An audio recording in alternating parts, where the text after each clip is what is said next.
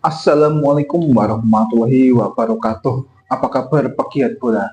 Nah, di kesempatan konten kali ini saya ingin membahas laga kemarin malam antara Jepang versus Indonesia. Nah, di sini banyak hal menarik, yaitu ada dua hal menarik ya.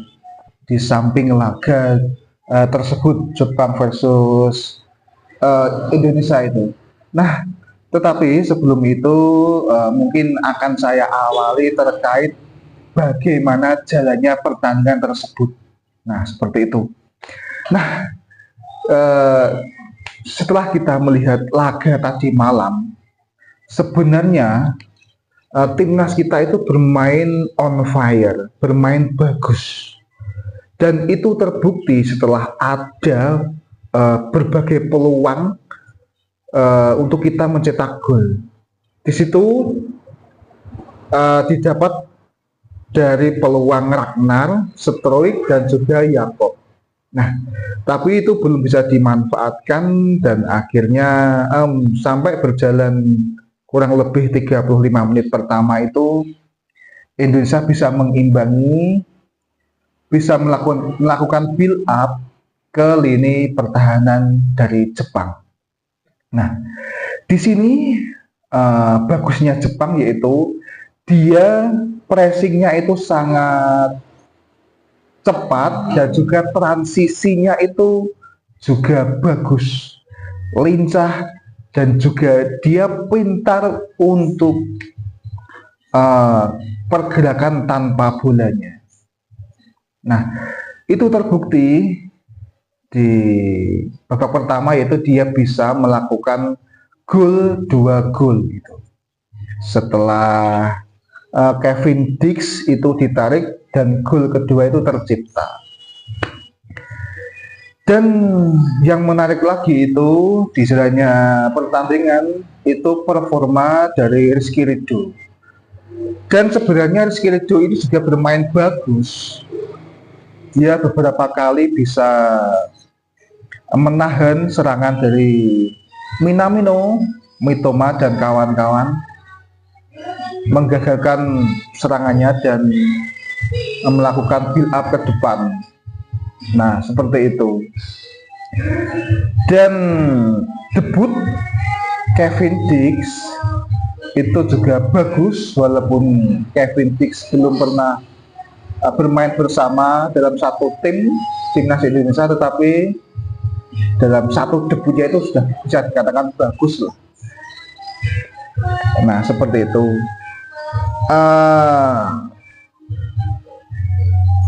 Ini kita memang harus bisa mengakui kelebihan Jepang, kemenangan yang pantas untuk Jepang, karena dia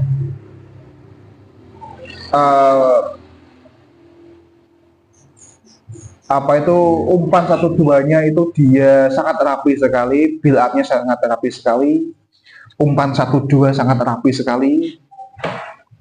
Itu yang seakan-akan mudah menguasai lini depan dan juga mudah memasuki area depan dan tengah kita. Nah, seperti itu. Tetapi yang juga menjadi catatan yaitu dalam segi permainan ya, itu finishing kita. Finishing kita ini perlu diperbaiki, harus segera cepat bisa diperbaiki. Nah, itulah rencananya memang PSSI ini dari official timnas kita ini merekrut pemain nomor punggung 9. Nah, ini gunanya untuk itu, untuk menjadi daya gedor di depan. Dan Yakob ini dia ditempatkan di sisi kanan, itu juga sangat brilian. Debutnya di timnas Indonesia juga sangat bagus. Dia berhasil menusuk ke lini kiri pertahanan Indonesia. Walaupun memang saking bagusnya Jepang ya, si Yakob ini mau melakukan tusukan dan melakukan lancaran ke sisi gawang dari Jepang, tetapi transisinya itu memang cepat, akhirnya itu bisa tergagalkan. Nah, seperti itu. Tetapi catatannya itu, yang satu itu finishing, ini perlunya pemain nomor 29, semoga Mauro Zistra atau yang lain, Jauro Ridwan, itu bisa segera menjadi pemain diaspora Indonesia dan memperkuat Indonesia. Dan berlanjut di sisi, di babak pertama itu malah posisi dari Kevin Dix itu yang sering sekali dieksploitasi. Serang Indonesia itu di sisi penjagaan dari Kevin Dix, dan Kevin Dix itu sering sekali mendapatkan pelanggaran dari pemain Jepang, dan akhirnya dia cedera dan digantikan pemain lain dan terciptalah gol kedua. Nah, seperti itu. Dan berlanjut ke babak kedua. Nah, sebenarnya ini babak kedua ini ada kesalahan yang sebenarnya tidak harus dilakukan di menit-menit awal babak kedua. Nah, itu ada suatu kesalahan, yaitu kesalahannya itu pada saat Bang Jai Itzes ini mengoper bola ke Martin Paes, dan Martin Paes ingin langsung menendangnya ke depan, tetapi tendangannya itu tidak maksimal, jatuh di pemain depan Jepang ini di dekat area gawang kita, dan akhirnya ditendang dan terjadilah gol yang ketiga. Dan yang gol keempat ini gol yang excellent, gol yang sangat bagus dari Minamino, menutup hasil pertandingan dan menjadi 4-0. Terlepas kita kalah 4-0, kita sudah menunjukkan perubahan dan juga performa yang sangat luar biasa. Dan ini akan bisa menjadi modal untuk kita menghadapi Arab Saudi di tanggal 19 November 2024 ini. Dan kalau kita berhasil dan bermain baik seperti Jepang ini, kemungkinan besar kita akan menang melawan Arab Saudi. Walaupun adalah yang kritikan-kritikan ya agak negatif, yaitu kritikan kalau rumput GBK itu belum merata dan agak ada aneh ketika diinjak, tapi tinggal semua keseluruhan cuma di salah satu tempatnya saja. Nah, seperti itu. Nah, kita harus move on dari permainan Jepang. Kita kalah dan kita berada di posisi buncit, posisi paling buncit ya. Dan ada sesuatu yang menarik yang seperti saya katakan di awal. Sesuatu yang menarik itu apa? Yang pertama itu STY.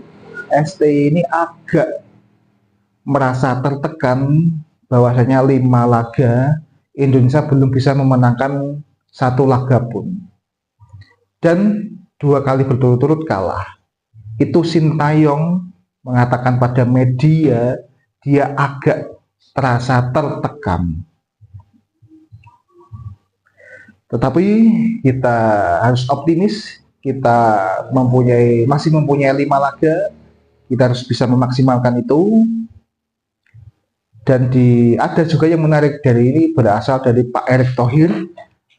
Pak Erick Thohir ini setelah pertandingan selesai dan menemui para pemain di bench, di ruangan pemain, itu mengatakan dan memohon maaf, permintaan maafnya kepada timnas, kepada supporter atas kekalahan dari timnas Indonesia. Itu Pak Erick Thohir merasa semua itu tanggung jawabnya. Kekalahan 4-0 itu Pak Erick Thohir menganggap itu adalah kesalahannya dan tanggung jawabnya. Kalau misalkan dia disuruh untuk mundur, dia akan mundur. Nah, seperti itu. Tapi di sini masih ada 5 laga. Jadi Pak Erick Thohir harus stay di situ. Harus tetap stay mengawal timnas kita yang sudah berjuang sampai sejauh ini. 5 laga itu harus dimaksimalkan. Nah, seperti itu. Dan STY tetap harus paling tidak ya jangan tetap optimis juga ya. Kita bisa memasuki rank keempat. Rank keempat dan bisa melaju ke Piala Dunia 2026. Itu apalagi bro ya. Dan ada sesuatu yang menarik lagi yang saya baca dari media sosial, yaitu terkait penontonnya. Di sini sepertinya juga perlu untuk belajar untuk media belajar supporter Indonesia kita, yaitu apa? Supporter Jepang selepas selesai pertandingan dia membersihkan sampah yang berserakan pada saat di tempatnya pada saat laga usai. Nah, ini adalah sesuatu hal yang positif dan semoga ini bisa dicontoh oleh supporter Indonesia. Sebagai tuan rumah harus bisa mencontoh hal yang baik dari supporter Jepang yang setelah usai pertandingan dia membersihkan sampah dan mengumpulkan di suatu tempat, ditaruh di plastik. Nah, itu walaupun hal sederhana, itu perlu dicontoh hal positif tersebut. Nah, seperti itu. Kemungkinan di sana sudah menjadi kebiasaan ya supporter Jepang setelah selesai pertandingan dia selalu mengutip sampah dan juga mengumpulkannya di satu tempat untuk nantinya akan dibuang di pembuangan. Nah, seperti itu. Nah, cukup itu. Walaupun di sini kita kalah 4-0, kalah taktik, kalah strategi, kalah kelincahan, dan juga